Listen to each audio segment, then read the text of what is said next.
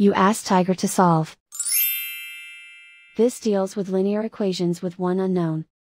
The final result is x equals 23/3. Let's solve it step by step. Group all constants on the right side of the equation. Subtract 14 from both sides. Simplify the arithmetic.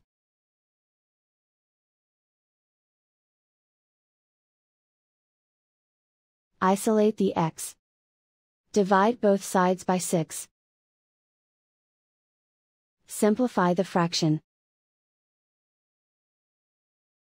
Find the greatest common factor of the numerator and denominator. Factor out and cancel the greatest common factor. And so the final result is x equals 23/3.